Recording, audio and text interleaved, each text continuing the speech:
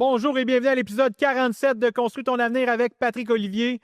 Aujourd'hui, j'ai une mise en situation que tu vas trouver assez pertinente dans ton entreprise. Lors d'un coaching avec un organisme qui s'appelle Virage Coaching, c'est un organisme qui s'occupe des conseillers en sécurité financière comme moi, qui accompagne les conseillers à faire une transition dans leurs entreprises afin de devenir plus autonomes, mieux structurés, puis de regagner du temps et de la confiance dans ton entreprise. Qu'est-ce qu'on a fait comme mise en situation? Je vais te conter l'histoire, puis après ça, on va faire un travail ensemble. Si tu peux, tu as la chance, prends un papier-crayon et prends des notes, ça va être pertinent pour toi. Il va y avoir un petit questionnement qui va se poser dans ta tête, puis si tu es capable d'y répondre facilement, tant mieux, mais si tu n'es pas capable d'y répondre, je pense que ça va être des sujets à aborder dans les prochaines semaines, dans les prochains mois dans ton entreprise. Si tu aimes le contenu de Construis ton avenir avec Patrick Olivier, j'ai observé les statistiques. Les statistiques démontrent que seulement 18% des gens qui écoutent le podcast se sont abonnés à la chaîne. C'est une manière tellement facile de faire progresser le contenu et ça va aider ou impacter d'autres personnes que toi.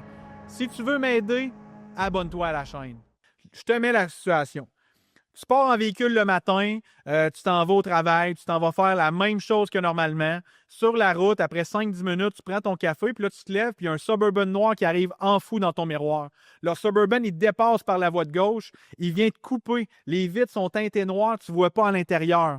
Il y a 4 personnes qui débarquent cagoulées. Toi, tu ne sais pas quoi faire, un peu en mode panique, tu freines rapidement. Il y a quelqu'un qui ouvre ta porte, il te détache, puis il te sort du char, il te met une cagoule, il t'embarque dans le char, puis ils partent avec toi.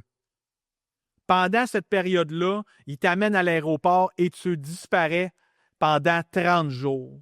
Personne ne sait t'es où, tu n'es pas rejoignable, on n'a pas laissé d'informations, ça a été soudain, personne ne sait ce qui s'est passé. On retrouve ton véhicule dans le milieu de la rue, mais il n'y a personne qui sait t'es où.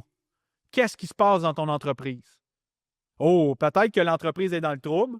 Peut-être que l'entreprise continue à rouler. Le but, ce n'est pas d'être critique envers nous-mêmes, mais c'est d'observer si cette situation-là survient. Qu'est-ce que tu fais?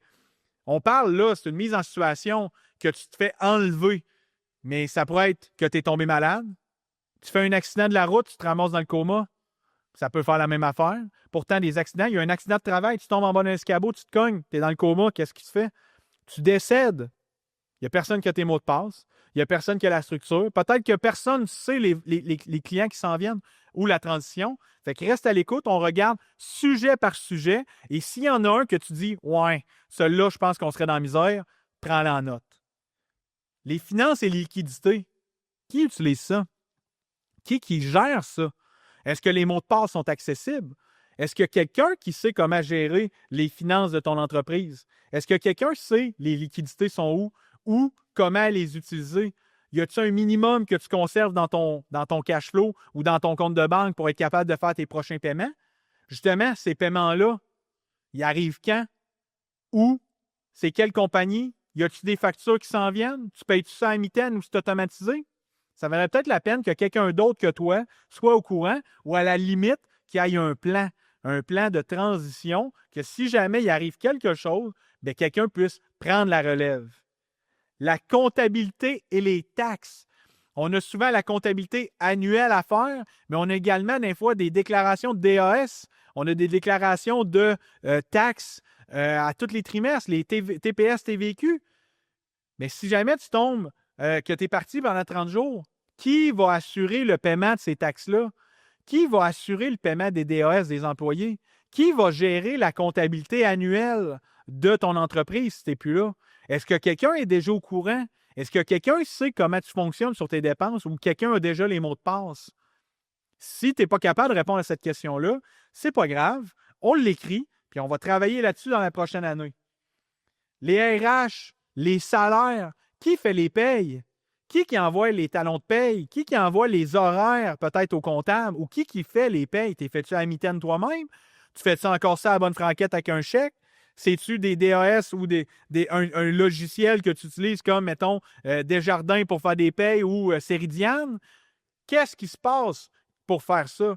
Puis les RH, Qui administre les ressources humaines? S'il arrive un problème avec les employés, c'est-tu eux autres qui t'appellent directement ou les employés, il y a quelqu'un, une personne ressource, un directeur, une personne ressources humaines, l'adjointe à la limite, qui administre les RH?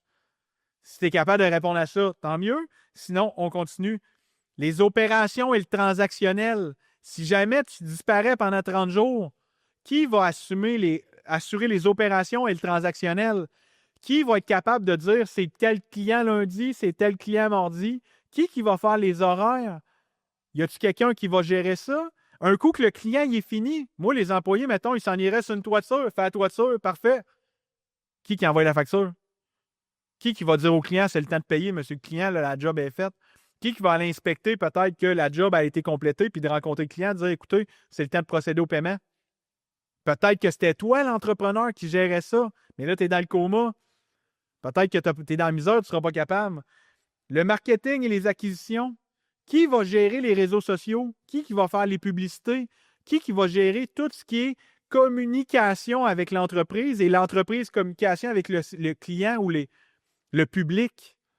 Qui va gérer les acquisitions? Peut-être que tu es en train d'acquérir une autre entreprise, peut-être que tu es en train d'acquérir de la clientèle, peut-être que tu es en train d'expansionner ton entreprise, tu es peut-être en train d'acquérir des bâtiments, tu es dans l'immobilier, tu es en train d'acquérir un immeuble, tu as fait une offre d'achat, là, tu pars.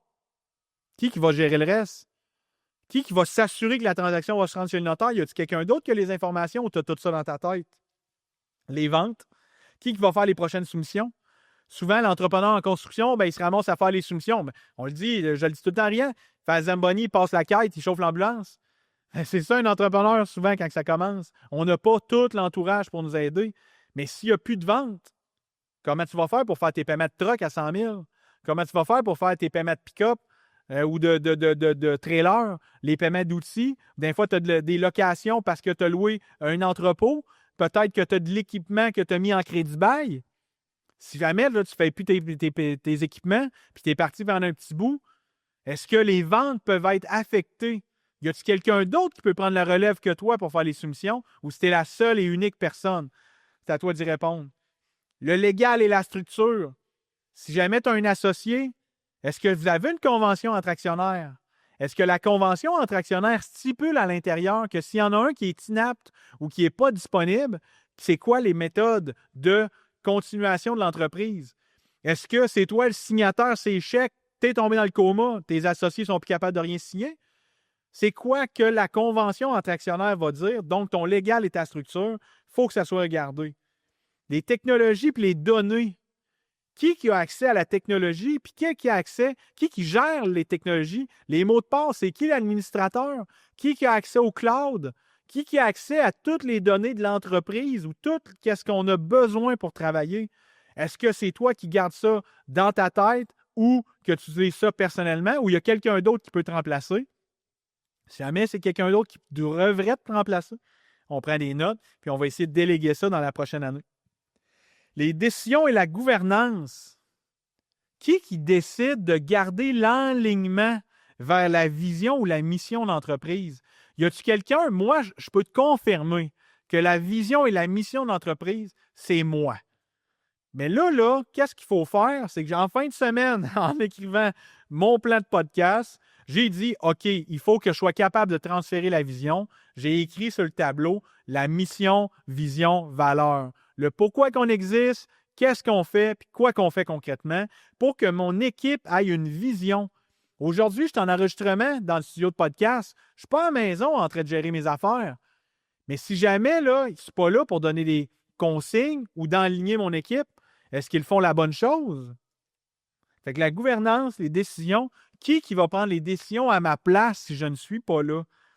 Puis toi, le fondateur, qui va te remplacer? Souvent, le fondateur, c'est le visionnaire.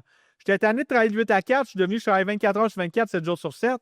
C'est pas pour travailler 24 heures sur 24, 7 jours sur 7 que je suis devenu entrepreneur. C'est pour faire le job comme je désire la faire. De monter une entreprise à la hauteur de mon image, de monter des processus que seulement moi je vais aimer. Je ne veux pas dire seulement moi je vais aimer, c'est que j'ai décidé consciemment de mettre ça comme ça, parce que selon moi, c'était crédible ou ça allait être cohérent avec la mission d'entreprise qu'on avait. Mais si jamais tu n'as pas mis ça en place ou que tu n'as pas quelqu'un pour te remplacer pour faire continuer ton entreprise, si tu es parti pendant 1 mois, 6 semaines, 2 mois, 1 an, qu'est-ce qui va se passer avec ton entreprise? Tu vas sortir des boulamites puis l'entreprise va être en faillite? Souvent, on passe toute notre énergie à développer une entreprise, mais si jamais il arrive quelque chose à celle-ci, tout va s'effondrer. Bonne nouvelle, avec l'intelligence artificielle, c'est toutes des choses qu'on a commencé à préparer. Lors de l'épisode 48, je vais parler des VP. Les VP, nous avons développé une technique de prompting qu'on utilise dans ChatGPT afin de déléguer ces secteurs-là. Fait qu'à l'épisode 48, je vais te partager les VP que moi-même j'utilise dans ma vie personnelle et dans mon entreprise afin d'assurer une continuité des opérations si je suis là ou si je suis parti dans le suburban. Tu te dis, ouais, mais là, l'intelligence artificielle, j'ai de la misère avec ça. Bonne nouvelle, sur monmasterplan.com, dans la formation All-In, il y a une formation maîtrise ChatGPT. Formation de 20 modules qui dure maximum 1h30. En 1h30, tu vas devenir une des meilleures personnes à utiliser l'intelligence artificielle parce qu'on te transfère tout le savoir qui est pertinent pour démarrer dans cet univers-là. C'est plus simple que tu le penses, ça va plus vite que tu pourrais le croire, puis ça donne des résultats qui sont incroyables. Passe à l'action là-dessus, ça va changer ta vie.